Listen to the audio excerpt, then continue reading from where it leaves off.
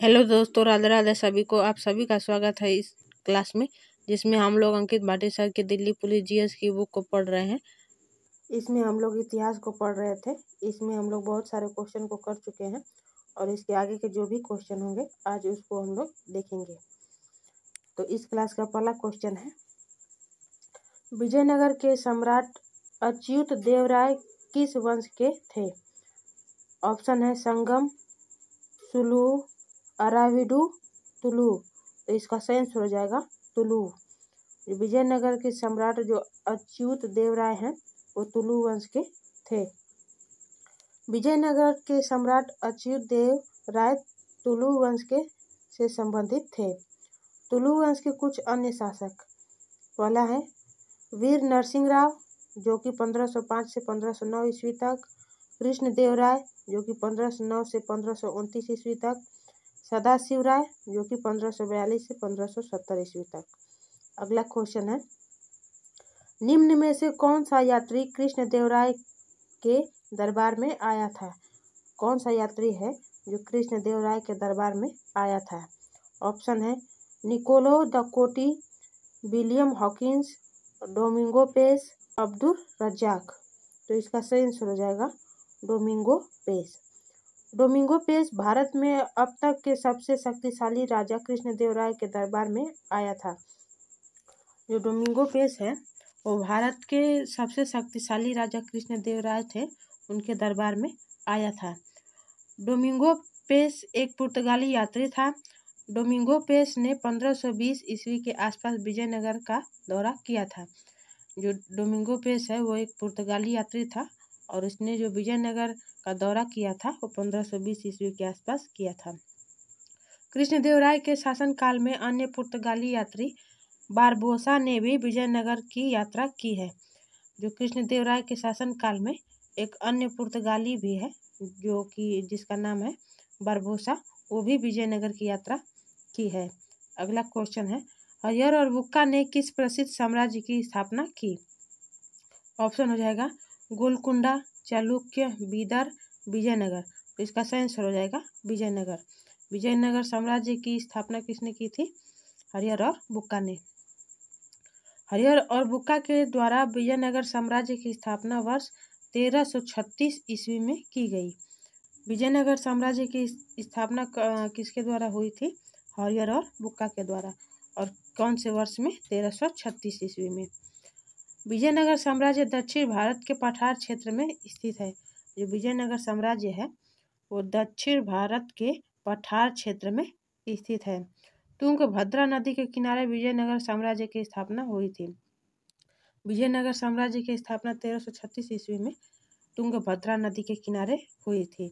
अगला क्वेश्चन है, भक्ति की किस शाखा के अंतर्गत ईश्वर के निराकार रूप की परिकल्पना की गई है? ऑप्शन है वैष्णव, निर्गुण, सगुण, शैव। तो इसका सही आंसर हो जाएगा निर्गुण।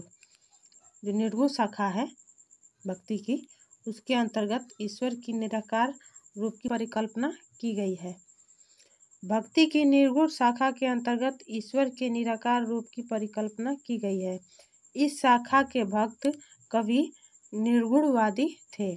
जो ये शाखा है इसके जो भक्त होते थे वो निर्गुणवादी होते थे। अगला क्वेश्चन है, अजमेर इनमें से किस सूफी संत से संबंधित है? ऑप्शन है ख्वाजा निजामुद्दीन औलिया, ख्वाजा मुइनुद्दीन चिश्ती, बाबा फरीद, बंदा नवाज, गौसुद राज। जो अजमेर है वो किस सूफी संत के लिए से संबंधित है? तो इसका सही आंसर हो जाएगा ख्वाजा मुइनुद्दीन चिश्ती। अजमेर सूफी संत ख्वाजा मुइनुद्दीन चिश्ती से संबंधित है। अजमेर किस सूफी संत के से संबंधित है? ख्वाजा मुइनुद्दीन चिश्ती। अजमेर शरीफ दरगाह को भारत के सबसे पवित्र मुस्लिम तीर्थ स्थलों में से एक माना जाता है। जो अजमेर शरीफ है वो भारत के सबसे पवित्र मुस्लिम तीर्थ स्थल में से एक माना जाता है। ये भारत में चिश्ती सिलसिले के संस्थापक माने जाते हैं। जो अजमेर शरीफ का जो दरगाह है, जो भारत में इसके संस्थापक किसको माना जाता है? चिश्ती सिलसिले को। अगला क्वेश्चन है, शेख सलीम चिश्ती का मकबरा इनमें से किस शहर में स्थित है? ऑप्शन है दिल्ली, गोलकुंडा, फतेहपुर सीकरी, जूनागढ़। तो इसका सही आंसर हो जाएगा फतेहपुर सीकरी। जो शेख सलीम चिश्ती का मकबरा है वो कहाँ है? फतेहपुर सीकरी में। शेख सलीम चिश्ती के मकबरे का निर्माण अकबर ने करवाया था। जो शेख सलीम चिश्ती का मकबरा है वो किसने बनवाया था? अकबर ने। शेख सलीम चिश्ती एक सूफी संत थे। जो शेख सलीम चिश्ती हैं वो क्या थे? एक सूफी संत थे। अकबर ने शेख सलीम चिश्ती के सम्मान में अपने पहले बेटे का नाम सलीम जहांगीर रखा। अकबर ने जो शेख सलीम चिश्ती के सम्मान में उनका जो बेटा था अकबर का, उसका नाम सलीम जो कि जहांगीर नाम था रखा। अगला क्वेश्चन है, अकबर के दरबार के उस नवरत्न की पहचान कीजिए जिसने हिंदुस्तानी संगीत को शास्त्रीय विधा के विकास में महत्वपूर्ण भूमिका निभाई। तो ऑप्शन हो जाएगा तानसेन, अमीर खुसरो, स्वामी हरिदास, मीराबाई। तो इसका सही आंसर हो जाएगा तानसेन। तानसेन अकबर के नवरत्नों में से एक हैं। तानसेन हिंदुस्तानी शास्त्रीय संगीत के एक महान गायक संगीतकार थे। तानसेन अकबर के नवरत्नों में शामिल थे। तानसेन का मूल नाम रामतनु पांडे था। तानसेन का जो मूल नाम है वो क्या था? रामतनु पांडे। इनका जन्म ग्वालियर में हुआ था। तानसेन का जन्म कहाँ हुआ था? ग्वालियर में। उन्होंने कई नए रागों मियाँ की तोड़ी, मियाँ की मल्हार, मियाँ की सारंग की रचना की और ध्रुपद शैली में महाकाव्य रचनाएं की। जो तानसेन है उन्होंने कई रागें गाई हैं जिसमें मियाँ की तोड़ी, मियाँ की मल्हार, मियाँ की सारंग जैसी रचनाएं की और जो ध्रुपद शैली में उन्होंने एक महाकाव्य की रचना की है। उन्होंने संगीत पर पुस्तकें लिखी जिनमें श्री गणेश स्तोत्र और संगीत सार शामिल है। तानसेन ने संगीत की पुस्तकें लिखी जिसमें श्री गणेश स्तोत्र और संगीत सार शामिल है। तानसेन ने ब्रज भाषा में रचनाएं की जिनमें हिंदू प्राणों से प्रेरणा ली गई थी। उन्हें अकबर ने कई सांगीतिक उपाधियों से सम्मानित किया था जिनमें से कंठाभरण, वाणी विलास प्रमुख है। तानसेन को अकबर ने कई सांगीतिक उपाधियों से सम्मानित किया था जो कि कंठाभरण, वाणी विलास प्रमुख है। अगला क्वेश्चन है, इस मुगल बादशाह को दिल्ली के दरबार में अपने सिंहासन के पीछे जड़ाई की एक श्रृंखला डिजाइन करने के लिए जाना जाता है? ऐसा कौन सा मुगल बादशाह है जिसने अपने सिंहासन के पीछे जड़ाई की एक श्रृंखला डिजाइन करने के लिए जाना जाता है जिसमें पौराणिक यूनानी देवता ऑर्फियस की वीणा बजाते हुए चित्रित किया गया है? तो इसका ऑप्शन हो जाएगा शाहजहां, हुमायूं, अकबर, बाबर। तो इसका सही आंसर हो जाएगा शाहजहां।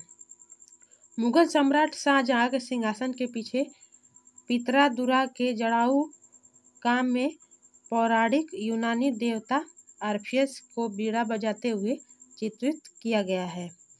शाहजहां के सिंहासन के पीछे एक पित्रा-दुरा के जड़ाऊ काम में पौराणिक यूनानी देवता ऑर्फियस को वीणा बजाते हुए दिखाया गया है। पित्रा-दुरा मुगल काल में उत्कीर्णित संगमरमर या बलुआ पत्थर पर रंगीन ठोस पत्थरों को दबाकर बनाए गए सुंदर एवं अलंकृत नमूनों को कहते हैं। जो पित्रा-दुरा शब्द है उसको संगमरमर या बलुआ पत्थर के रंगीन ठोस पत्थर को दबाकर बनाए गए सुंदर और अलंकृत नमूने को पित्रा-दुरा कहते हैं। मयूर सिंहासन पर बैठने वाला यह पहला शासक था। जो मयूर सिंहासन है उस पर बैठने वाला पहला शासक कौन था? शाहजहां। अगला क्वेश्चन है, शेरशाह सूरी और हुमायूं के बीच कन्नौज का युद्ध कब लड़ा गया था? ऑप्शन है 1534, 1536, 1540, 1538। तो इसका सही आंसर हो जाएगा 1540। शेरशाह सूरी और हुमायूं के बीच कन्नौज का युद्ध कब लड़ा गया था? 1540 ईस्वी में। शेरशाह सूरी तथा हुमायूं के बीच कन्नौज का युद्ध 1540 ईस्वी को कन्नौज उत्तर प्रदेश में लड़ा गया। इस युद्ध को बिलग्राम का युद्ध के नाम से भी जाना जाता है। जो 1540 का युद्ध है उसको बिलग्राम के युद्ध के नाम से भी जाना जाता है। इस युद्ध में हुमायूं की पराजय हुई थी। हुमायूं बाबर का पुत्र था और वह 1530 ईस्वी में दिल्ली की गद्दी पर बैठा था। जो ये बिलग्राम का युद्ध हुआ था इसमें कौन हारा था? हुमायूं। और हुमायूं कौन था? बाबर का पुत्र, और वह 1530 ईस्वी में दिल्ली की गद्दी पर बैठा था। हुमायूं की आत्मकथा का नाम हुमायूं नामा है, जिसे गुलबदन बेगम ने लिखा है। हुमायूं की आत्मकथा का क्या नाम है? हुमायूं नामा, जिसको किसने लिखा है? गुलबदन बेगम ने। अगला क्वेश्चन है, भारत से मयूर सिंहासन लेकर कौन गया था? ऑप्शन है नादिर शाह, अहमद शाह, मोहम्मद बिन तुगलक, चंगेज खान। तो इसका सही आंसर हो जाएगा नादिर शाह। जो मयूर सिंहासन है वो भारत से कौन लेकर गया था? तो इसका सही आंसर हो जाएगा नादिर शाह। भारत से मयूर सिंहासन नादिर शाह लेकर गया था। नादिर शाह ने मोहम्मद शाह के शासनकाल में वर्ष आक्रमण किया और इनके बीच करनाल में वर्ष 1739 ईस्वी में युद्ध हुआ, जिसमें मोहम्मद शाह को हराकर बंदी बना लिया गया था। नादिर शाह ने मोहम्मद शाह के शासनकाल में आक्रमण किया और करनाल के बीच 1739 ईस्वी में युद्ध हुआ, जिसमें मोहम्मद शाह हार गया। नादिर शाह को ईरान का नेपोलियन के नाम से भी जाना जाता है। जो नादिर शाह है उसको ईरान का नेपोलियन भी कहा जाता है।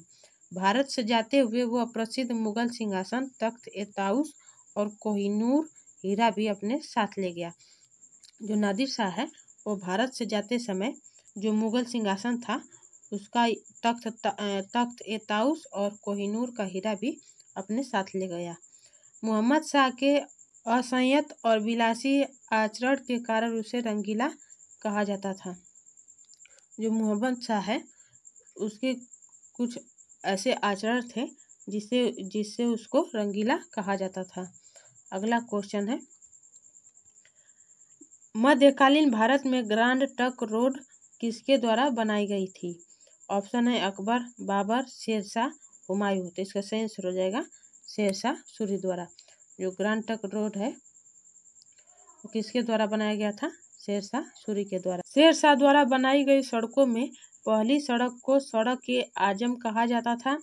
इसे ही आगे चलकर लॉर्ड ऑकलैंड ने ग्रांड ट्रंक रोड नाम दिया। तो शेरशाह द्वारा बनाई गई जो भी सड़क थी उनको सड़क-ए-आजम कहा जाता था।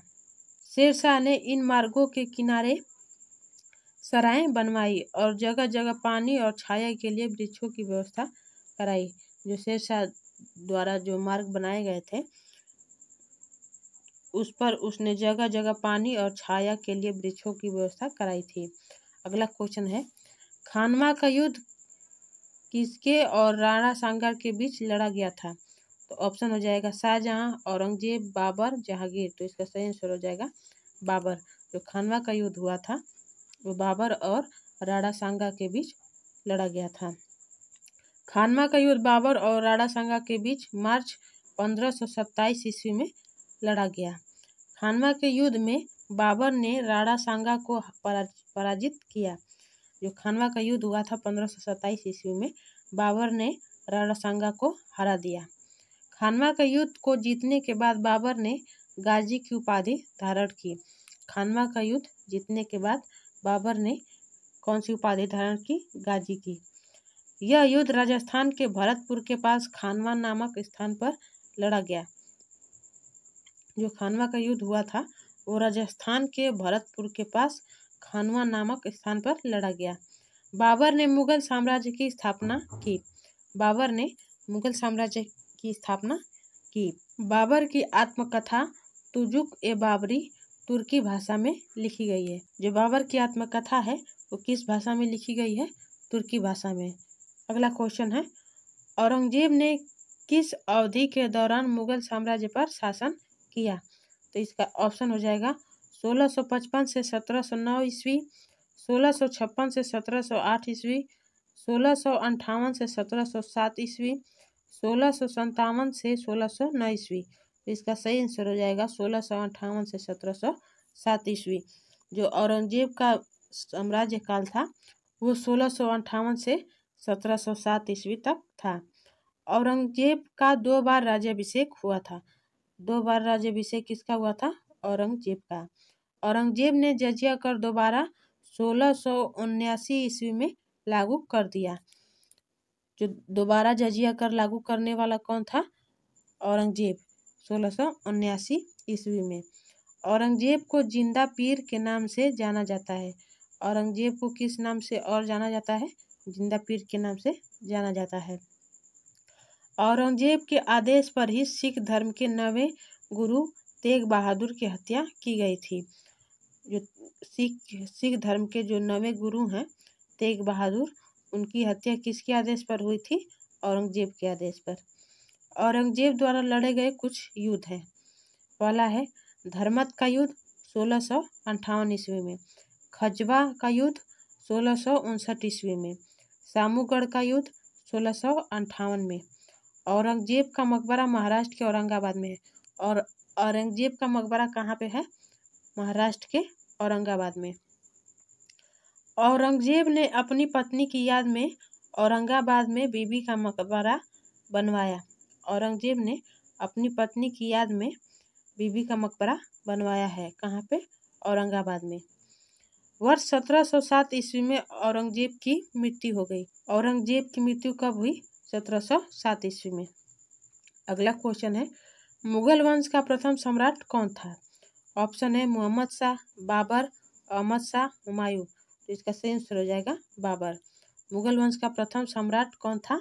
बाबर। बाबर मुगल वंश का प्रथम शासक था। बाबर ने 1526 ईस्वी में मुगल वंश की स्थापना की। बाबर के पिता तैमूर वंशज और माता मंगोल वंशज की थी। जो बाबर के पिता हैं वो तैमूर वंशज के थे और जो उसकी माता हैं वो मंगोल वंशज की थी। बाबर ने बादशाह, गाजी और कलंदर जैसी उपाधियां धारण की।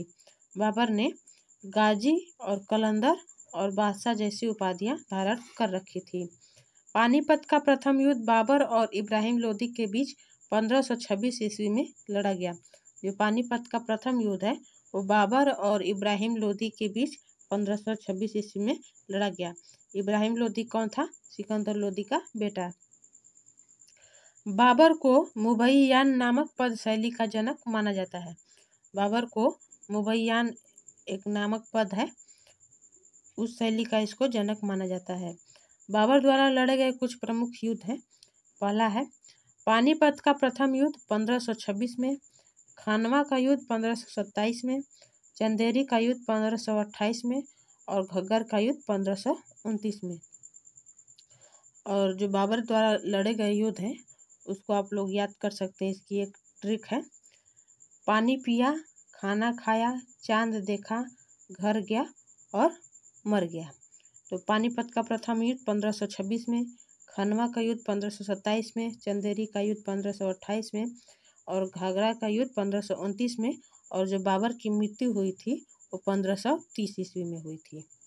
अगला क्वेश्चन है मुगल साम्राज्य में शाहजहां ने कब तक शासन किया?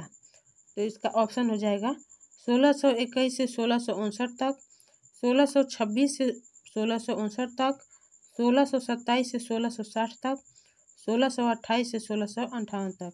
तो इसका सही आंसर हो जाएगा 1628 से 1658 तक।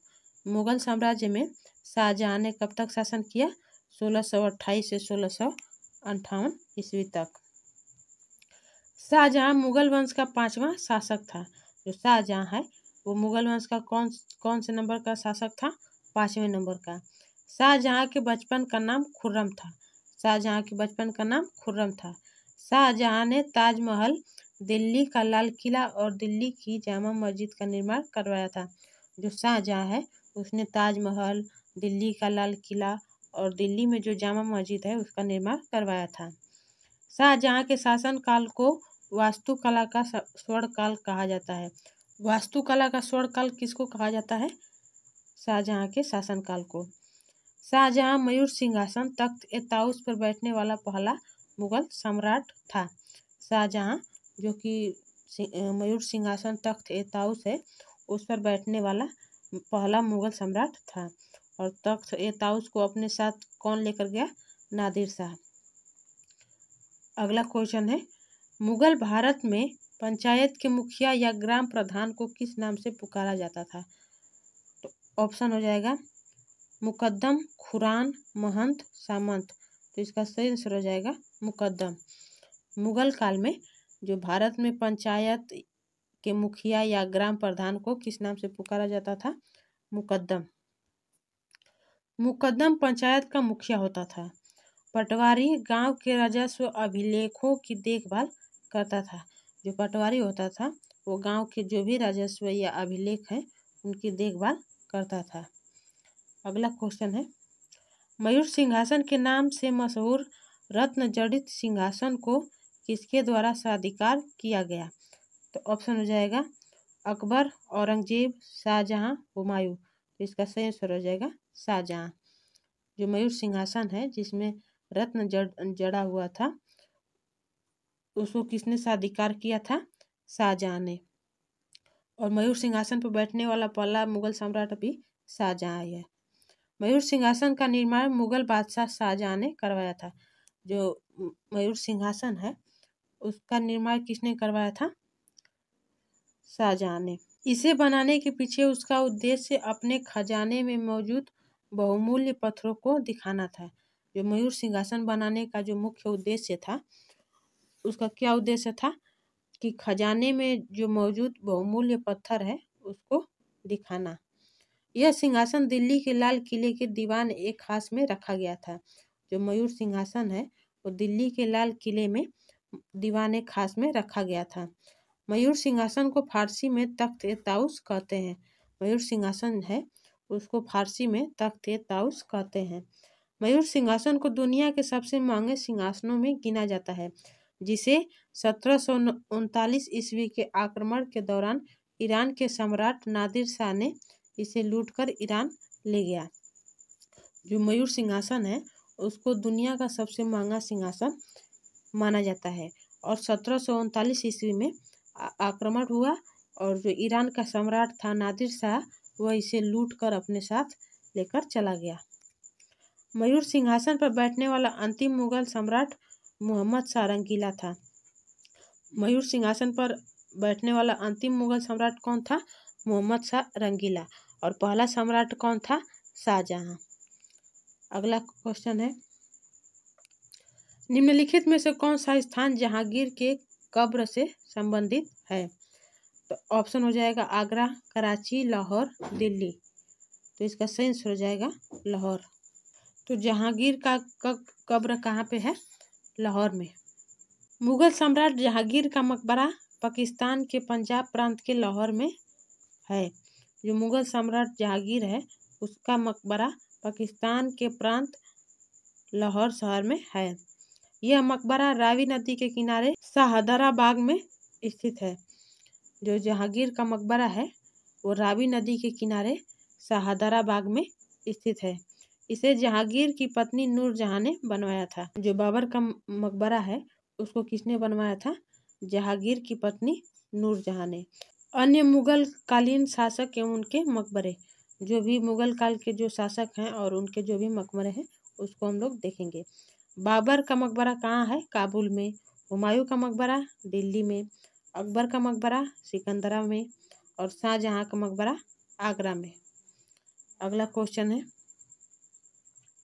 मुगल साम्राज्य की आर्थिक प्रणाली के संदर्भ में पोलज शब्द को निर्दिष्ट करता है।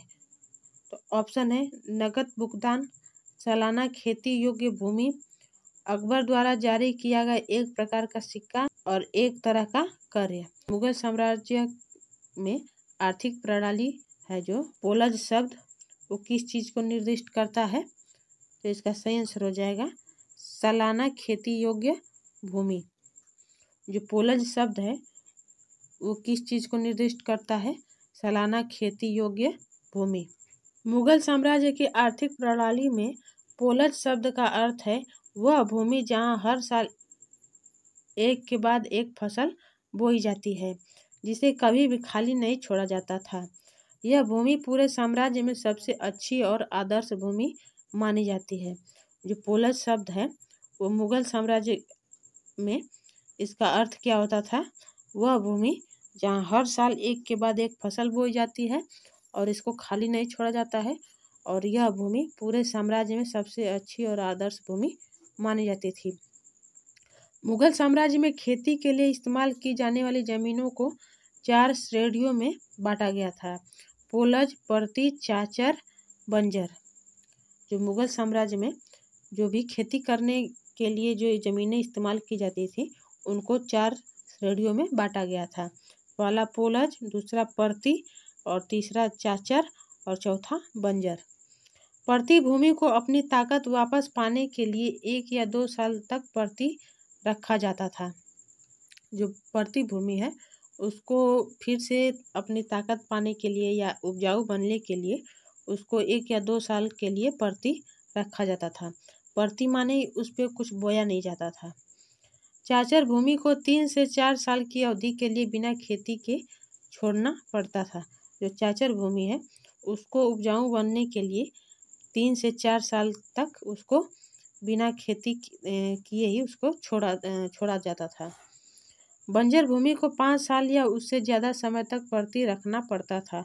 मुगल साम्राज्य की अर्थव्यवस्था मुख्य रूप से कृषि पर आधारित थी, और जो बंजर भूमि है उसको उपजाऊ बनने के लिए करीब 5 साल तक ऐसे ही रखा जाता था।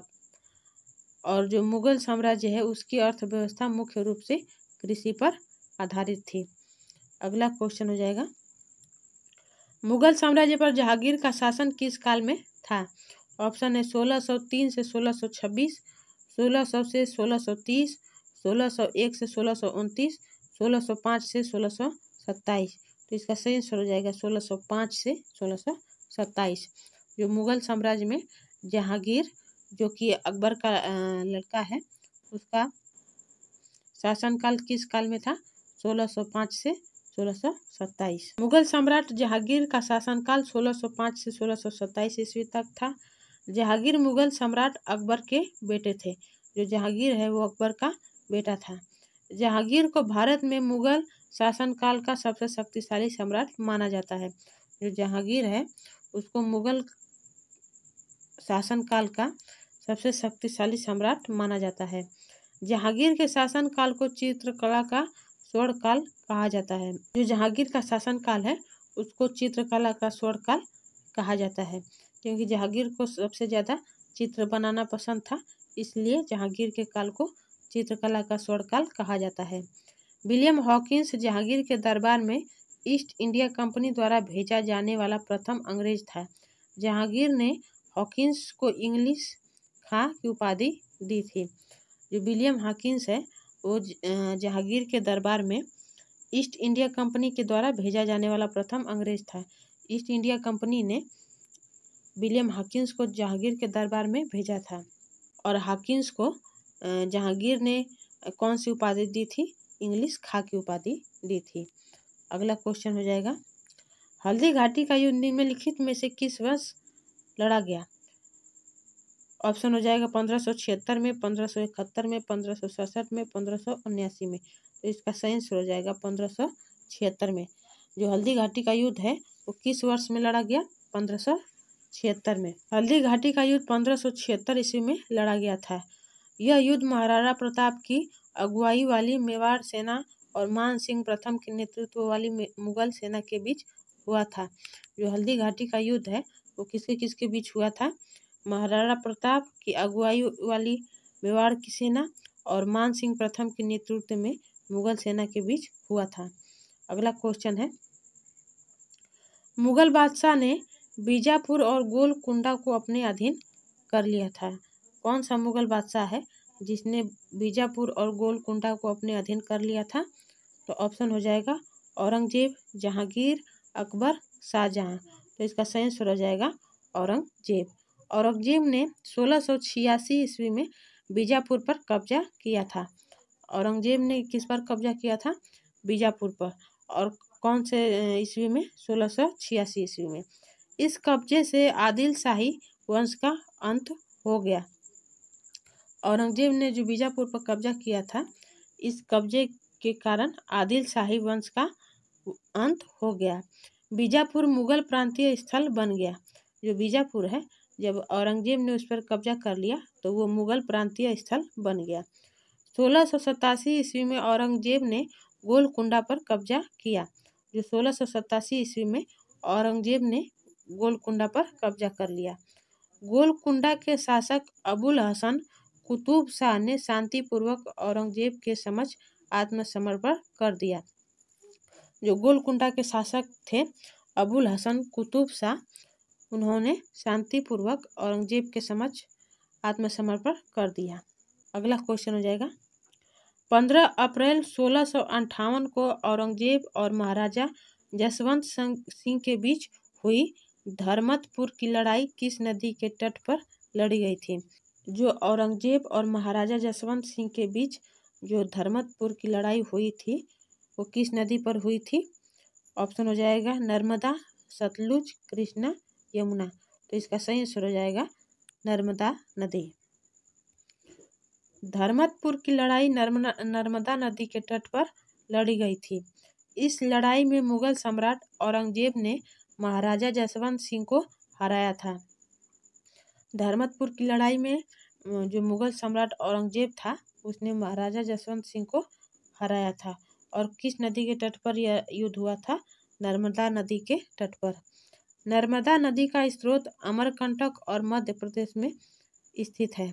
जो नर्मदा नदी का मुख्य स्रोत है वो अमरकंटक और मध्य प्रदेश में स्थित है। अगला क्वेश्चन हो जाएगा, 16वीं शताब्दी में किस भारतीय शासक ने चांदी का सिक्का जारी किया और इसे रुपए का नाम दिया था? तो ऑप्शन हो जाएगा शेरशाह सूरी, कृष्णदेवराय, अकबर, हेमू। तो इसका सही आंसर हो जाएगा शेरशाह सूरी। शेरशाह सूरी ने 16वीं शताब्दी में चांदी का सिक्का जारी किया था और इसको रुपया का नाम दिया था। शेरशाह सूरी ने चांदी का एक सिक्का जारी किया जिसे रुपया कहा जाता था। इसका वजन लगभग 178 ग्रेन था और यह आधुनिक रुपए का अग्रदूत था। शेरशाह सूरी के बचपन का नाम फरीद था। जो शेरशाह सूरी है उसके बचपन का नाम क्या था? फरीद। और उन्होंने शुरुआती वर्षों में लोधी सल्तनत की सेना की सेवा की थी। और जो शेरशाह सूरी हैं उन्होंने शुरुआती समय में लोधी सल्तनत की सेना की सेवा की थी। शेरशाह सूरी का मकबरा सासाराम बिहार में है। शेरशाह सूरी का मकबरा कहाँ पे है? सासाराम बिहार में। शेरशाह सूरी ने किला ए कुहाना मस्जिद का निर्माण करवाया। जो शेरशाह सूरी ने कौन सी मस्जिद का निर्माण करवाया? किला ए कुहाना। अगला क्वेश्चन है, किसकी अनुमति से अंग्रेजों ने सूरत में अपना पहला कारखाना फैक्ट्री स्थापित किया? तो ऑप्शन हो जाएगा जहांगीर, अकबर, शाहजहां, औरंगजेब। तो इसका सही आंसर हो जाएगा जहांगीर। जहांगीर की अनुमति से अंग्रेजों ने अपना पहला कारखाना कहाँ स्थापित किया? सूरत में। मुगल सम्राट जहांगीर की अनुमति से अंग्रेजों ने 1613 ईस्वी में सूरत में अपना पहला कारखाना स्थापित किया था। 1623 ईस्वी तक अंग्रेजों ने सूरत, आगरा, अहमदाबाद, मछलीपट्टनम तथा भड़ौच में अपनी व्यापारिक कोठियों की स्थापना की थी। अंग्रेजों को व्यापारिक अपनी कोठी स्थापित करने के लिए जहांगीर से अनुमति मिली थी 1613 ईस्वी में। और 1623 ईस्वी तक उन्होंने सूरत, आगरा, अहमदाबाद, मछलीपट्टनम, भड़ौच में अपनी व्यापारिक कोठियों की स्थापना कर ली। अगला क्वेश्चन हो जाएगा, किसका मकबरा भारत का पहला बाग मकबरा था? ऑप्शन हो जाएगा हुमायूं, शाहजहां, औरंगजेब, बाबर। तो इसका सही आंसर हो जाएगा हुमायूं। हुमायूं का मकबरा पहला बाग मकबरा था। 1570 ईस्वी में निर्मित हुमायूं का मकबरा विशेष महत्व रखता है क्योंकि यह भारतीय उपमहाद्वीप का पहला उद्यान मकबरा था। जो हुमायूं का मकबरा है कब बना था? 1570 ईस्वी में। और यह विशेष एक महत्व रखता है क्योंकि यह भारतीय उपमहाद्वीप का पहला उद्यान मकबरा था। इस मकबरे का निर्माण हमीदा बानो बेगम हाजी बेगम ने करवाया था। जो ये हुमायूं का मकबरा है इसका निर्माण किसने करवाया था? हमीदा बानो बेगम। यह संरचना लाल बलुआ पत्थर से निर्मित है। जो हुमायूं का मकबरा है वह लाल बलुआ पत्थर से बनाया गया है, लेकिन इसके किनारों पर सफ़ेद और काले संगमरमर का उपयोग किया गया है। वर्ष 1993 में यूनेस्को ने हुमायूं के मकबरे को विश्व विरासत स्थल घोषित किया था। जो हुमायूं का मकबरा है उसको यूनेस्को ने विश्व विरासत स्थल कब घोषित किया था? 1993 ईस्वी में। अगला क्वेश्चन होगा, निम्नलिखित मुगल शासकों में से किसने दीन पनाह नामक शहर की नींव रखी लेकिन वह इसे पूरा नहीं कर सका? तो ऑप्शन हो जाएगा हुमायूं, बाबर, जहांगीर, अकबर। तो इसका सही आंसर हो जाएगा हुमायूं। हुमायूं ने दीन पनाह शहर की नींव रखी लेकिन इसको पूरा नहीं कर सका। मुगल बादशाह हुमायूं ने दीन पनाह नगर की नींव रखी लेकिन वह इसे पूरा नहीं कर सका क्योंकि शेर शाह सूरी ने 1540 ईस्वी में हुमायूं को पराजित किया और दीन पनाह नगर के स्थान पर ही शेर शाही या शेरगढ़ के नाम से अपनी नई राजधानी का निर्माण कराया, जिसे पुराना किला कहा जाता है, जो अब दक्षिणी पूर्वी दिल्ली में स्थित है। हुमायूं ने जो नगर की नींव रखी थी दीन पनाह नगर की, वो उसको पूरा नहीं कर पाया क्योंकि शेर शाह सूरी ने 1540 ईस्वी में ही हुमायूं को पराजित कर दिया और दीन पनाह नगर के स्थान पर उसने शेर शाही या शेरगढ़ के नाम से अपनी नई राजधानी बनाई और जिसको पुराना किला कहा जाता है और अब यह दक्षिणी पूर्वी दिल्ली में स्थित है। अगला क्वेश्चन हो जाएगा, किस मुगल शासक ने मनसबदारी व्यवस्था लागू की थी? ऑप्शन हो जाएगा अकबर, हुमायूं, बाबर, दारा शिकोह।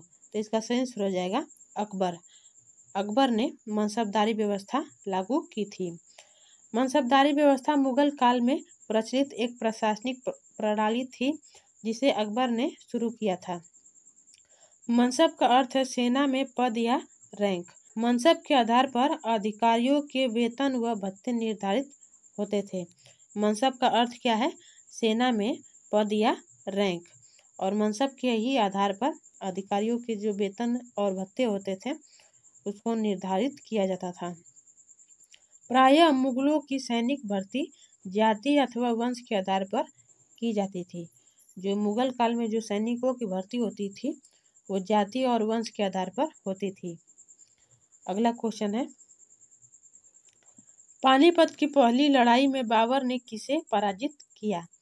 ऑप्शन हो जाएगा इब्राहिम लोदी, सिकंदर लोदी, बहलोल लोदी, हेमू। तो इसका सही आंसर हो जाएगा इब्राहिम लोदी। पानीपत का जो पहला युद्ध हुआ था उसमें बाबर ने किसको हराया था? इब्राहिम लोदी को। यह उन पहली लड़ाइयों में से एक थी जिसमें बारूद, आग्नेयास्त्रों और मैदानी तोपखानों को लड़ाई में शामिल किया गया था। यह पहली ऐसी लड़ाई थी जिसमें बारूद और जो तोपखाने भी शामिल किए गए थे। काबुल के शासक बाबर की सेना ने दिल्ली के सुल्तान इब्राहिम लोदी की विशाल सेना को पानीपत के प्रथम युद्ध में 21 अप्रैल 1526 ईस्वी में हराया। अगला क्वेश्चन हो जाएगा,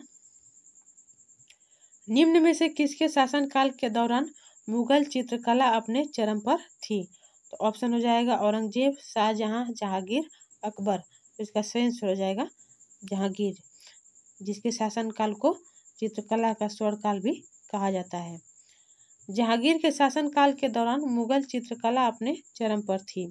जहांगीर स्वभाव से प्रकृतिवादी था और वनस्पतियों तथा जीवों के चित्रों को पसंद करता था। जहांगीर के शासनकाल को चित्रकला का स्वर्ण युग कहा जाता है। जहांगीर के समय प्रसिद्ध चित्रकार अबुल हसन, उस्ताद मंसूर तथा बिशनदास थे। जहांगीर के समय जो प्रसिद्ध चित्रकार थे वो कौन थे? अबुल हसन, उस्ताद मंसूर और बिशनदास थे। सिखों के गुरु अर्जुन देव को जहांगीर द्वारा मृत्युदंड दिया गया था। जहांगीर द्वारा किसको मृत्युदंड दिया गया था? जो सिखों के गुरु थे अर्जुन देव, उनको दिया गया था। अगला क्वेश्चन हो जाएगा, बादशाहनामा पुस्तक किसके बारे में लिखी गई है? तो ऑप्शन हो जाएगा अकबर, जहांगीर, शाहजहां, औरंगजेब। तो इसका सही आंसर हो जाएगा शाहजहां। बादशाहनामा पुस्तक शाहजहां के बारे में लिखी गई है। यह पुस्तक अब्दुल हमीद लाहौरी द्वारा लिखी गई है, जो मुगल सम्राट शाहजहां के शासन के दौरान एक यात्री और दरबारी इतिहासकार थे। जो अब्दुल हमीद लाहौरी हैं वो मुगल सम्राट शाहजहां के शासनकाल के दौरान यात्री और दरबारी इतिहासकार थे, जिन्होंने बादशाहनामा पुस्तक लिखी है। अब्दुल हमीद लाहौरी अबुल फजल के एक शिष्य थे। जो अब्दुल हमीद लाहौरी हैं वो किसके शिष्य थे? अबुल फजल के। अकबरनामा और बादशाहनामा के संपादित संस्करण पहली बार एशियाटिक सोसाइटी द्वारा दिसंबर में प्रकाशित किए गए थे। अकबरनामा और बादशाहनामा जो कि संपादित संस्करण हैं वो पहली बार एशियाटिक सोसाइटी द्वारा दिसंबर में प्रकाशित किए गए थे। बादशाहनामा में शाहजहां के शासन के दौरान के जीवन और उस समय की जो भी गतिविधियां थी उसका वर्णन मिलता है। किसमें? बादशाहनामा पुस्तक में। और ये आखिरी क्वेश्चन और आप लोगों के लिए होमवर्क क्वेश्चन है, मुगलों के विरुद्ध हल्दी घाटी का युद्ध किसने लड़ा था? मुगलों के विरुद्ध हल्दी घाटी का युद्ध किसने लड़ा था? तो ये आप लोग का होमवर्क क्वेश्चन है। क्वेश्चन तो इस क्वेश्चन का जवाब आप लोग कमेंट करके बताइएगा। आई होप आप लोगों को ये क्लास अच्छी लगी होगी। कमेंट शेयर अगर ये क्लास आप लोग को पसंद आई होगी तो मिलते हैं अगली क्लास में। कमेंट सभी को राधे राधे कर दीजिएगा और चैनल को